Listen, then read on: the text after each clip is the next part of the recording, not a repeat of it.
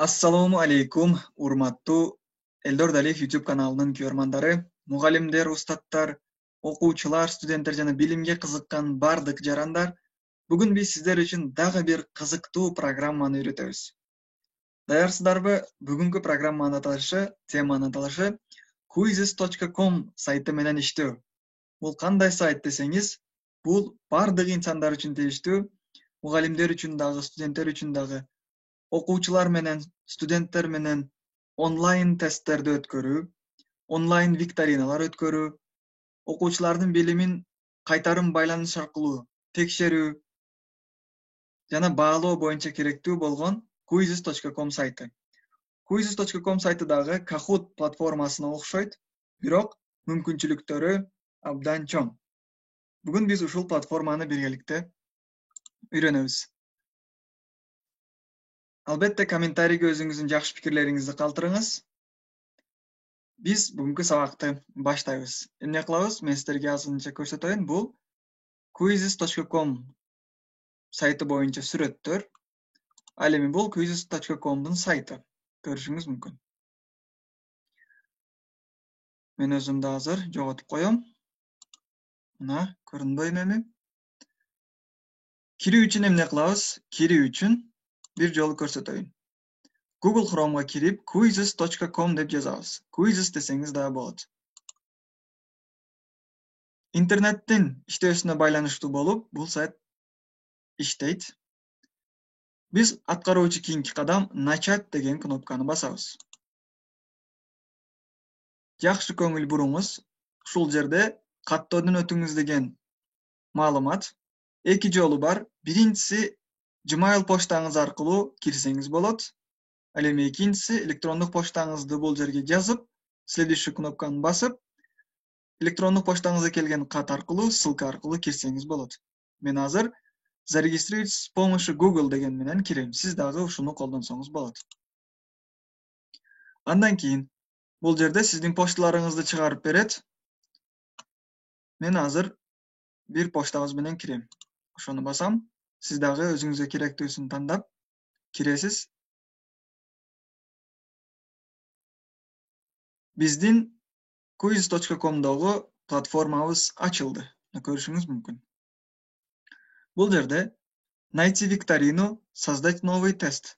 Найти викторину бөлүмү аркылуу сиз башка мугалимдер түзгөн викториналарды онлайн табып, окуучулар менен иштесеңиз болот. Сол бурчта бөлүмдөрү бар.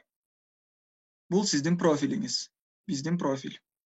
Создать новый тест, найти викторину, мои викторины, отчеты, классы, коллекция, мемы, настройки, выйти. Көрүшүңүз мүмкүн.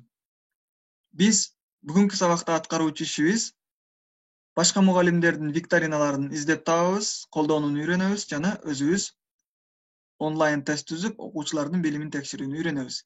Кийинки сабактарда кийинки бөлүмдөрүн сиздерге көрсөтөбүз. Анда эмесе эң алгач жаңы чыгарылган викториналарды бир жолу көрөбүз мына. Ар бир предмет боюнча каалаганыңыз бирөөсүнө кирип практикада текшерсеңиз болот. Мисалы, ушул викторинага киребиз. Бул башка бир мугалим түзгөн викторина. Кирип текшерүү үчүн играть вживую дегенди тандайбыз. Бул 10 класстар үчүн экен. 409 жолу ойнолгон. Классический дегенди тандап, продолжить дегенди басабыз. Бул оюнга алып кирүүчү ссылка, ал эми бул оюндун коду. Эмне кылабыз? Бир жолу басабыз. Жолбосо бул ссылканы көчүрүп берсек дагы болот. Начать игру.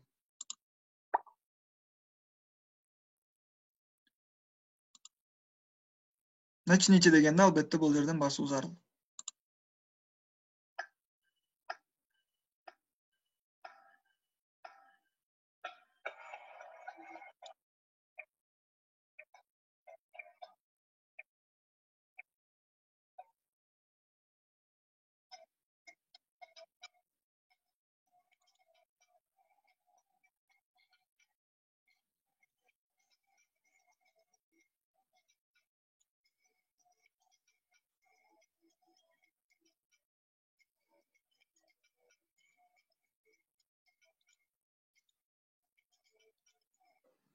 Мисалы, ушулдай аркылуу текшерип көрсөңүз болот. Бул башка бир мугалимдин түзгөн викторинасына кирип билимди текшерүү. Эми азыр өзүбүз жаңы викторина түзүү үчүн эмне кылабыз? Создать новый дизайн же болбосо создать новый тест. Бир жолу басабыз. Предметти белгилейбиз. Мисалы, география.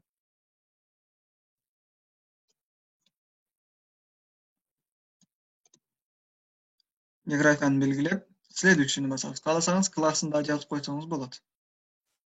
Большой выбор дегенди колдонобуз. Бул жерге суроону жазабыз биринчи.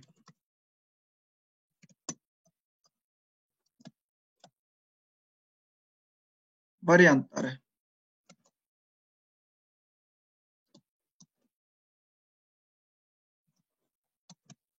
Вашингтон, Оттава жана Кейптаун.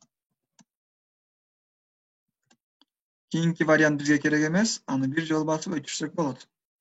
Туура вариантты белгилейбиз, жашыл болот. Убакытты өзүбүз белгилейбиз, канча секунд, канча минута. Бул сиздин өзүңүзгө байланыштуу. Канада борбор дегенде сүрөт койсок болот суроого. Бир жолу басабыз. Албетте сүрөттү даярдап койгон болушуңуз керек. Сүрөт коюлду. Жүктөлгөндөн кийин бул жерде пайда болот. Мына. Эми варианттарга дагы сүрөт койсо болот. Муну практика аркылуу аткарып көрөсүз. Кийинки тестти түзүү үчүн спасти деген бөлүмдү басабыз. Экинчи тест түзөбүз. Экинчи тестти кайсыл бөлүмдө түзөбүз? Дагы большой выбор кылсак болот. Флажок. Флажокто эки туура вариантты белгилесек болот. Заполнить бланк. Бул Google форма сыяктуу обязательный вопрос кылып түзөсүз жана окуучу албетте ага өзү жооп жазуусу зарыл. Опрос кылсаңыз болот. Мисалы, бул тест сизге жактыбы дегенде опрос кылып, 5, 4, 3, 2 деп койсоңуз окуучу белгилейт. Не окончательный дагы опрос сыяктуу. Өзүңүз практикада аткарасыз. Мен азыр дагы большой выбор аркылуу экинчи тестти улантып коем. Мисалы. Кийинки тестибиз дагы мамлекет борборлору боюнча болот.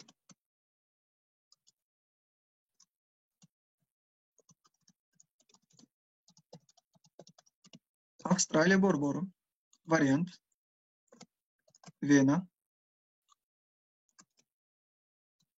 Сидней.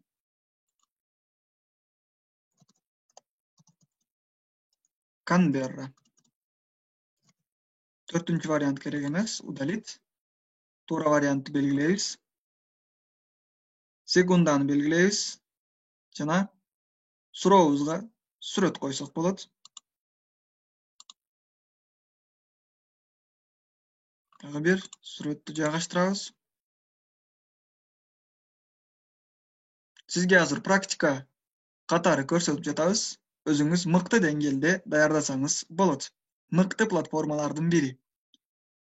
Эми мен сиздерге айттым, ар бир суроонун жообуна дагы ар бир жоопторго сүрөт койсок болот.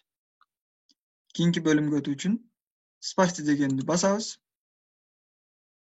Мисалы, эми биз суроолорду түзүп бүттүк. Каталар кетирген болсок, редактировать аркылуу оңдогонго болот. Жакшы көңүл буруңуз. Редактировать бөлүмү аркылуу оңдогонго болот. Өчүрүү үчүн удалить дегенди колдонобуз. Ал эми дублировать ошону бассак, кийинки тестке дагы ушул тест өзү ачылат. Эми биз тестти түзүп жыйынтыктадык. Сделайны бөлүмүнө киришибиз зарыл.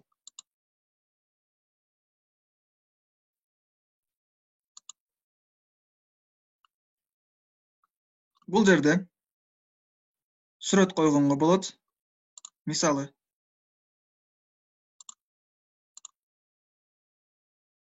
тилди белгилейбиз.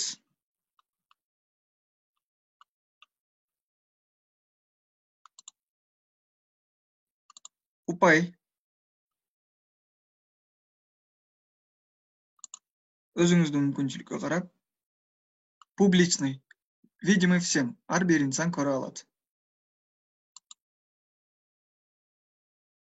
Сохранить дегенди басабыз. Мына көрүшүңүз мүмкүн, биздин тестибиз даяр болду. Бул 5-класс үчүн деп чыгарды. Мисал катарында азырынча ойнолгон жок. Муну биз тесттен өтүү үчүн эмне кылышыбыз керек? Мисалы, бул бөлүмгө кирип, тестти биз электрон почта аркылуу окуучуга жиберсек болот. Же болбосо, играть вживую деген бөлүмгө кирип, классический бөлүмдө турат, продолжить деген бөлүмдү басып,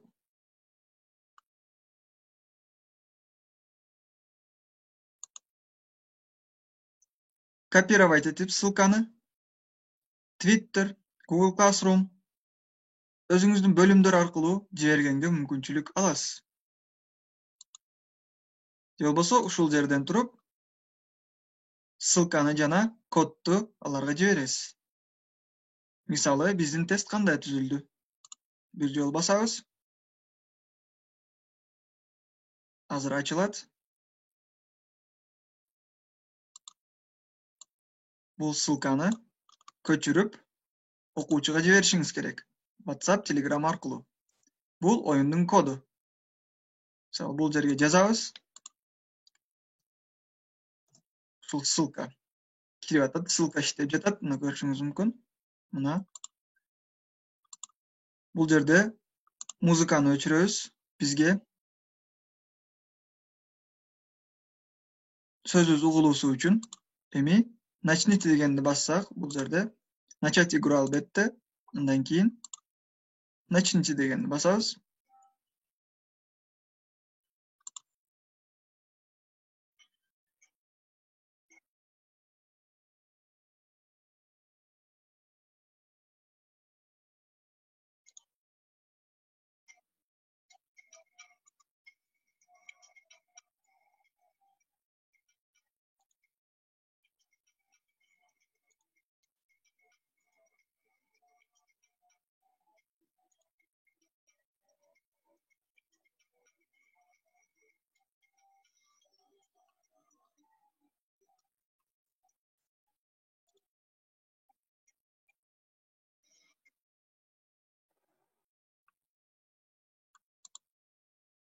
Бул жерде көрүшүңүз мүмкүн, мына биздин тестти мисал катарында практикада бир жолу текшерип көрдүк.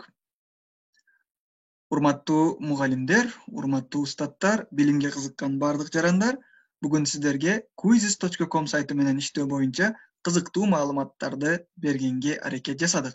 Албетте, бардыгыңыз практикада колдонуп, практиканын негизинде аткарыңыз жана бул сайтка кирип, сонун тесттери түзүп даярдап коюңуз.